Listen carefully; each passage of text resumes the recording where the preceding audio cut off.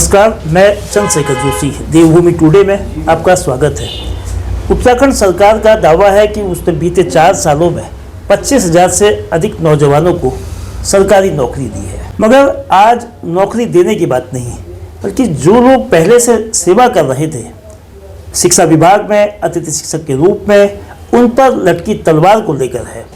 ये बड़ा सवाल है कि 10 साल और उससे अधिक समय तक सेवा करने वाले अतिथि शिक्षक, खास तौर पर इस वक्त जो एलटी के शिक्षक हैं, उनकी नौकरी, जो परमानेंट एलटी के शिक्षकों की अक्टूबर के मध्य में तैनाती हुई है, उसके बाद से उस पर गंभीर खतरा लटक गया है। बड़ी संख्या में पूरे प्रदेश में और उसमें चंपावत जिला भी शामिल है, ऐसे अतिथि शिक्षक अपने विद्यालयों से हटाए जा चुके हैं।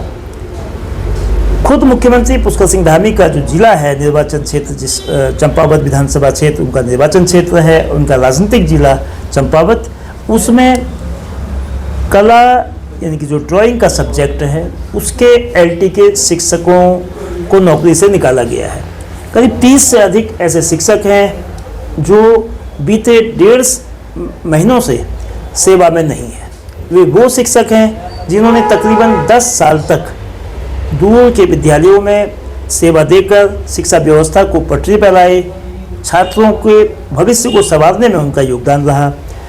और राजकीय अतिथि शिक्षक जो गेस्ट टीचर का जो संगठन है, माध्यमिक अतिथि शिक्षक एसोसिएशन, वो लगातार बीते कई महीनों से इस आवाज़ को उठाते रहा है।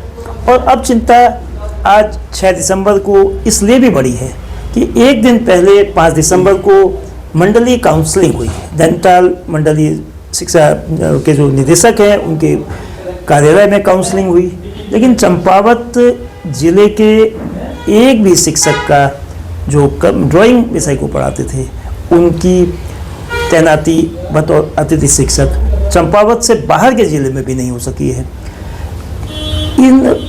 इन स्थितियों के मद्देनज़र उनका भविष्य कैसा होगा, उन पर किस तरह से आर्थिक सामाजिक चुनौतियां सामने आएंगी, को बताने के लिए एक ऐसे ही अतिथि शिक्षक हमारे साथ हैं, मनोज पांडे साहब, और राजकीय अतिथि शिक्षक संगठन की जो माध्यमिक अतिथि शिक्षक एसोसिएशन है, उसके जिलाध्यक्ष चंद्र सिंह कुंवर साहब हैं।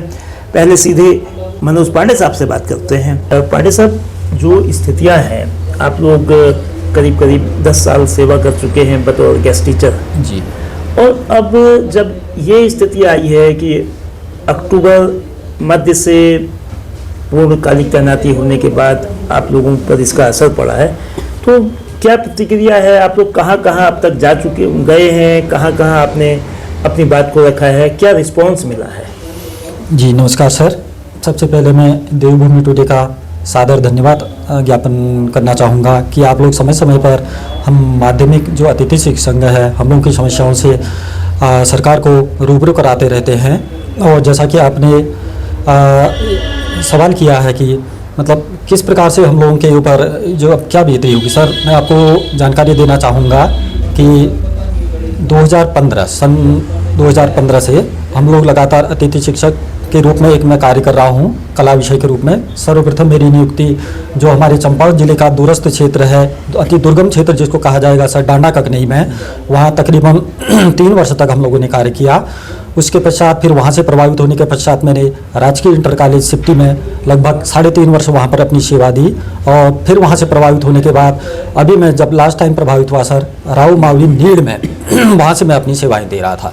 लेकिन सर बड़े ही दुख के साथ मुझे आप लोगों के साथ अपनी बातें शेयर करनी चाह रहा हूँ मैं कि लगभग पूरे 10 वर्ष बीत जाने के बाद भी सरकार का एक हमारे प्रति बिल्कुल ये निष्क्रिय ही कहूँगा सर इसे, क्योंकि कोई मतलब सुध लेने वाला नहीं है सर हम अतिथि शिक्षकों के लिए। हमारे पूरे 10 वर्ष की सेवा करने के बाद अब सर आप ही हमें बताइए कि हम 10 वर्ष अब विभाग को दे चुके हैं सर, तो 10 वर्ष के बाद यदि हमको विभाग के द्वारा हटा दिया जाता है, हमारे लिए कोई अन्य व्यवस्था नहीं की जाती है, सर हम इस स्थिति में क्या करेंगे? आजकल भी देख रहे हैं सर, जिस हिसाब से महंगाई का दौर है, सब कुछ है। एक नमक का पैकेट भी अगर हम ले रहे हैं तो 30 रुपये किलो नमक मिल रहा है सर। यदि हमारे पास कोई अन्य काम धंधा नहीं होगा सर, तो अन्य चीज़ तो छोड़िए सर, हम एक नमक का पैकेट भी अपने बच्चों के लिए नहीं ला सकते हैं। तो सरकार की बेरुखी के कारण हम लोगों का बहुत दयनीय स्थिति हो गई है सर। तो पांडे साहब, क्या अभी आपकी आयु इस मतलब परीक्षा जो दूसरी प्रतियोगी परीक्षाएं हैं, शिक्षक की जो परमानेंट शिक्षक के लिए जो परीक्षा का समय होता है, उम्र होती है, तो क्या उसको देने की पात्रता है या प्रतियोगी परीक्षाओं में भागीदारी का जो समयावधि है वो बीत चुकी है?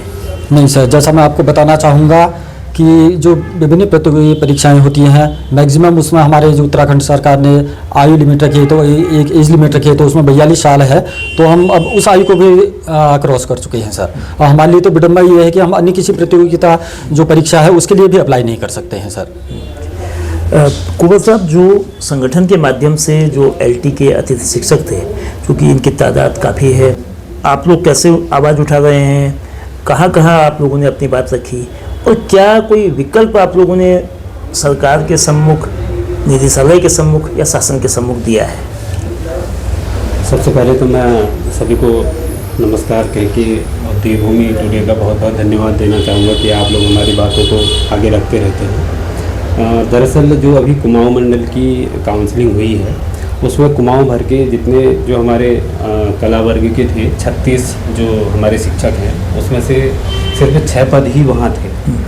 और ये बात हमने पहले भी हमारे जो निदेशक महोदय हैं उनको बताया था कि ऐसी ऐसी परिस्थितियाँ वहाँ हैं, और इन परिस्थितियों से निपटने के लिए उन्होंने कुछ ना कुछ इंतजाम करने थे, लेकिन वो इस चीज़ को नहीं कर पाए। उसके बाद जो हमारे प्रदेश महामंत्री हैं वो माननीय मंत्री जी से मिले थे, और उन्होंने जो आज हमने CM कार्यालय में ज्ञापन दिया है, उसका कारण भी ये था कि हम ये चाह रहे हैं कि अब जो कला वर्ग के और हमारे व्यायाम वर्ग के पुराने साथी जो पिछले 4 सालों से घर में बैठे हैं, हमारे व्यायाम के साथी हैं, और जो कला वर्ग के अब बैठने वाले हैं, उनके लिए जो रमसा के विद्यालय हैं, उन रमसा के विद्यालयों में उनका समायोजन किया जाए। क्योंकि जो रमसा के विद्यालय हैं वहाँ पढ़ाई तो हो रही है, कला वर्ग की भी हो रही है, व्यायाम के में भी वहाँ बच्चे जा रहे हैं, सब चीज़ खेल गतिविधियाँ भी सब चीज़ हो रही हैं। तो वहाँ कहीं ना कहीं हमारे जो गेस्ट टीचर हैं जो प्रभावित हो रहे हैं, उनका जो समायोजन किया जाए, जिससे कि उनकी रोजी रोटी पर कोई आँच ना आए और वो अपने परिवार को भी पाल सके और आगे की जीवन में भी एक अच्छा जीवन जी सके, जिसके लिए। तो किस किस तरह से आप लोगों ने जो भी संवाद आगे किया होगा, चाहे प्रदेश स्तर पे या मुख्यमंत्री जी को पत्र भेजा होगा या जिला स्तर पर दिया होगा, तो वहाँ से क्या रिस्पांस आप लोगों को मिला है? जो अभी आपने रमसा के जरिए नियुक्ति, रमसा के जरिए नौकरी में रखे जाने की जो बात कही है, तो उसको लेकर किस तरह का रिस्पांस दिया जा रहा है? रिस्पांस तो सर मैं आपको बताऊँ, जो लेटर वहाँ दिया गया तो उनमें हमारे महानिदेशक साहब का कहना है कि हमने जो रमसा की जो बॉडी है, मेन बॉडी है, उससे अनुमति मांगी है कि हम इनका समायोजन वहाँ कर सकें। लेकिन रिस्पांस वाली बात मैं आप लोगों को ये भी बताना चाहूँगा कि हमारे प्रदेश के मुखिया, हमारे माननीय मुख्यमंत्री खुद यहाँ जब आए थे और हम लोगों ने उन्हें ज्ञापन दिया था, तो खुले मंच से कह के गए हैं कि कोई भी अतिथि शिक्षक प्रभावित नहीं होगा, सब किसी की नौकरी नहीं जाएगी। और हमारे जो प्रदेश के शिक्षा मंत्री हैं वो भी लगातार कहते रह रहे हैं कि किसी की नौकरी नहीं जाएगी। लेकिन आपके सामने जग जाहिर है कि चंपावत के 6 हमारे जो साथी हैं वो घर बैठ गए हैं, और कुमाऊं मंडल के पूरे 30 साथी हैं जो घर में बैठ गए हैं। और ऐसे ही अगर ये घर बैठने का सिलसिला चलता रहा तो एक दिन मुझे लगता है कि सब लोग घर बैठ जाएंगे और उसके बाद उनके सुध लेने वाला कोई नहीं होगा। और उसी में आप लोग देख रहे हैं कि आजकल जो चीज़ें हो रही हैं, अब बहुत सारे लोग प्रतियोगी परीक्षाओं के पीछे बात करते हैं, बहुत लोग कहते हैं। अब जिन लोगों ने 10 साल की सेवा दे दी है वो कहीं ना कहीं, जैसे हमारे पांडे जी हैं, वो उस रेस से बाहर हो गए हैं। अब वो क्या करेंगे? हमारे हरीश भट्ट जी हैं तामली में, वो क्या करेंगे? उसके अलावा जो हमारे बाहर के साथी थे जो यहाँ रह रहे थे, हमारे एक सुरेंद्र जी हैं, एक मथेला जी हैं, वो लोग क्या करेंगे? उनकी तो उम्र अब है ही नहीं उस चीज़ की। तो कहीं ना कहीं सरकार ने इसमें हमारे लिए सोचना चाहिए कि कैसे न कैसे जो हमारे प्रभावित साथी हैं उनको रोज़गार दिया जाए। क्योंकि जहाँ तक ये सरकार है अपने 25 से 26 हज़ार जो रोज़गार को गिनाती है, उसमें 2000 जो हमारे अभी अतिथि शिक्षक इन्होंने भर्ती किए हैं उन्हें भी दिखाती है। तो एक तरफ आप लोग इनको भर्ती दिखाते हैं और दूसरी तरफ जो बाहर हो जाते हैं उनके लिए आप कुछ सोचते भी नहीं है, जबकि पूरे मुख्यमंत्री से लेके सारे मंत्री इस बात को दोहराते हैं। यहाँ तक कि हमारे यहाँ के दर्जा राज्य मंत्री जी ने भी और यहाँ के हमारे सांसद महोदय ने भी सब लोगों ने ये बातें कही, लेकिन जो धरातल पे दिख रहा है सर वो कहीं भी सच नहीं है। वो बातें, उनकी कहनी, वो सब चीज़ें अलग हैं। तो जैसे ओपनल को लेकर सुप्रीम कोर्ट ने पिछले साल 2024 में आदेश दिया था कि जो लोग 10 साल से अधिक की जिनकी सेवा हो गई है उनको परमानेंट यानी कि एक समान जो समान काम समान वेतन का की व्यवस्था की जाए, और सरकार अब उसको लागू करने के लिए इस समय वो निर्णय ले चुकी है। तो क्या ऐसी कोई व्यवस्था जो अतिथि शिक्षक 10 साल की सेवा कर चुके हैं उनको किसी तरह से एडजस्ट या किसी तरह से समान काम समान वेतन की ओर के लिए कुछ आप लोगों ने कोई ऐसी मांग इस नज़ीर के जरिए रखी क्या? सर अभी तो जो अभी इन लोगों ने अभी कल ही एक शासनादेश जारी किया है, उसमें जो इन्होंने समय सीमा भी घटा दी है, और उसके अलावा इन्होंने जो उसमें संविदा कर्मी हैं या दैनिक वेतनभोगी हैं इनको परिभाषित ही नहीं किया है, और आउटसोर्सिंग कर्मी हैं उनको भी परिभाषित नहीं किया कि कौन लोग इसमें शामिल होंगे इस दायरे में। हाँ, उन्होंने अतिथि शिक्षकों को भी इसमें शामिल होंगे या नहीं होंगे। अब हम तो यही मांग कर रहे हैं कि हमें भी उसमें शामिल किया जाए, क्योंकि कहीं ना कहीं हमारी भी 10 साल की सेवा उसमें हो चुकी है, और कहीं ना कहीं हम भी दैनिक वेतन भोगी हैं, मासिक वेतन भोगी भी हैं, और हमारी भी बात इसमें होनी चाहिए, क्योंकि हम लोगों ने भी एक रीढ़ की हड्डी की तरह इस सरकार की जो शिक्षा व्यवस्था है उसको संभाला है, संवादने का काम पूरा किया है। बिल्कुल सर। आज अगर परमानेंट टीचर और सभी लोग सब चीज़ें संभाल रहे हैं तो हम लोगों ने भी कहीं ना कहीं इन चीज़ों को संभाला है। लोग बात जानते हैं, आज हम लोगों का काम सब लोग देख रहे हैं, तो कम से कम हमारे बारे में इतना तो सोचना चाहिए। 10 साल की सेवा होते हुए, और आउटसोर्सिंग कंपनियां, और जैसे उपनल वाले मामले में आपको बताऊं सर, उपनल वाले मामले में अभी भी कोई साफ तस्वीर नहीं है। वहाँ अभी भी ये पता नहीं है कि कितने लोग इसके अंतर्गत आ रहे हैं, कितने लोग नहीं आ रहे हैं, लेकिन ये है कि कहीं ना कहीं हमारे अतिथि शिक्षकों को भी इसमें शामिल करना चाहिए। मैं जितने भी इस देवभूमि टुडे न्यूज़ पोर्टल को देखने वाले हमारे साथी हैं, और जो भी हमारे बड़े हमारे इसके नेता लोग हैं, और हमारे बीजेपी के जितने पदाधिकारी हैं वो देख रहे हैं, तो वो कहीं ना कहीं मुख्यमंत्री तक इस बात को पहुंचा सकते हैं कि आप देखिए कि कहीं ना कहीं हम लोगों ने भी किसी न किसी रूप में शिक्षा विभाग में अपना काम दिया है और सब चीज़ें की हैं। तो हम लोग भी ये मांग रखते हैं कि हमें भी इन चीज़ों में शामिल किया जाए, ताकि हम भी एक अच्छे जीवन को जी सकें, और एक अच्छे शिक्षा व्यवस्था का हिस्सेदारी हमारी भी। बहुत धन्यवाद चंचल जी और पांडे जी। तो नौकरी करने के बाद नौकरी गंवाने का, नौकरी जाने का क्या दर्द होता है, क्या पीड़ा होती है, ये तकलीफ़ अभी आपने पांडे जी और चंचल जी के जरिए जानी। सरकार 4 साल में 25,000 से अधिक लोगों को नौकरी देने का दावा करती है, एक अच्छा कदम है अगर वो नए रोजगार सृजित कर रही है। लेकिन जो लोग पहले से सेवा कर रहे हैं, अगर उनकी सेवा छूटती है, उनकी नौकरी जाती है, तो ये तकलीफ देह है। 10 साल की अवधि छोटी नहीं होती है। इतने समय तक सेवा करने वाला व्यक्ति उस फील्ड के अलावा दूसरी जगह सेवा करने की स्थिति में नहीं होता। उसकी आयु, उसकी उम्र उसको दूसरे काम के लिए भी इजाज़त नहीं देती है।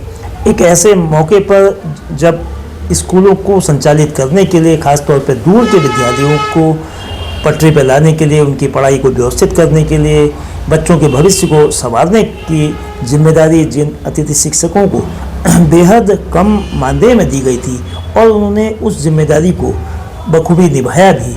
और आज अगर वो अपने विद्यालयों से उनको हटाया जा रहा है, उसके कारण चाहे जो भी हों, तो ये उनके जख्मों पर मरहम लगाने की आज ज़रूरत महसूस होती है कि उनको जख्म ना दिए जाएं। नौकरी की जो आवश्यकता है, ये करीब 35 साल 40 साल की उम्र में वो दूसरे काम की स्थिति में भी नहीं होते हैं। ऐसे में जो एक विकल्प एसोसिएशन की ओर से दिया गया है कि जो राष्ट्रीय माध्यमिक शिक्षा अभियान जो 2009 में शुरू हुई थी, उन विद्यालयों में इन विषयों के पदों को सृजित करके वहाँ उनकी तैनाती की जा सकती है, और बच्चे जो उन रमसा के विद्यालयों में हैं वो उन विषयों को न केवल पढ़ सकेंगे, बल्कि वो शिक्षक जो पूर्णकालिक LT शिक्षकों के आने के बाद बाहर किए गए हैं वो भी समायोजित हो सकेंगे, और सरकार भी अपने लोक कल्याणकारी राज्य की अवधारणा को इस तरीके से निभा सकेगी।